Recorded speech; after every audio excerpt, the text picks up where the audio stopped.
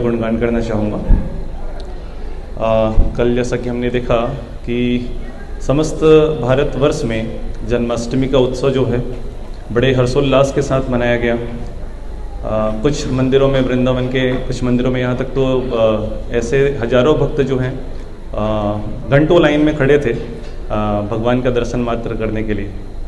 तो ये जो जन्माष्टमी का पर्व है ये सिर्फ भारतवर्ष तक ही सीमित था, लेकिन श्रील प्रभुपाद जी की कृपा से आज विश्व के सारे कोने कोने में, सारे मंदिरों में, सारे केंद्रों में और जहाँ भी भक्तों का समुदाय एकत्रित है वहाँ पे ये जन्माष्टमी का पर्व बड़े ही धूमधाम से मनाया जा रहा है।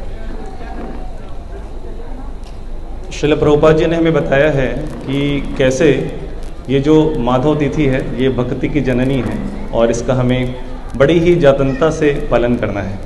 लेकिन प्रभुपाद जी ने हमें ये भी समझाया है कि हम कैसे इसका जतनता से पालन कर सकते हैं।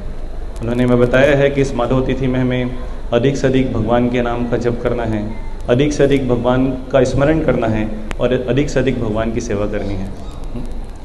सो प्रभुपाद जी ने हमें सही मायने में जन्माष्टमी का महत्व समझाया है। तो अभी मुझसे पूर्व जो भक्तगण बता रहे थे कि कैसे प्रभुपाद जी ने हमें हाईएस्ट जो है उच्चतम सिद्धांत हमें प्रदान किया है।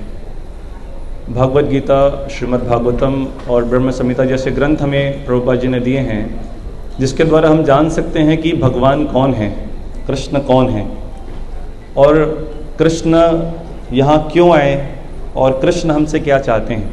तो ये सारी चीज़ें प्रभुपाद जी के माध्यम से ही हमें प्राप्त हुई है, नहीं तो हम इसकी कल्पना भी नहीं कर सकते थे कि ये सारी चीज़ें, हम कभी सोच भी नहीं सकते थे कि ये सारी चीज़ें हमें प्राप्त होगी, हमें जानकारी होगी।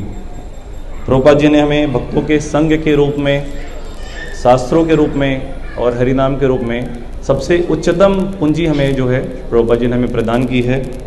और जैसा जुगल किशोर प्रभु जी और आदि किशोर प्रभु जी बता रहे थे कि हम कितना भी प्रयास कर लें, हम अपने प्रयास से भगवान को प्रसन्न नहीं कर सकते, क्योंकि मिलियंस ऑफ बर्थ से हम भगवान को चीट करते आए हैं, धोखा देते आए हैं, तो हम भगवान को अभी संतुष्ट नहीं कर सकते।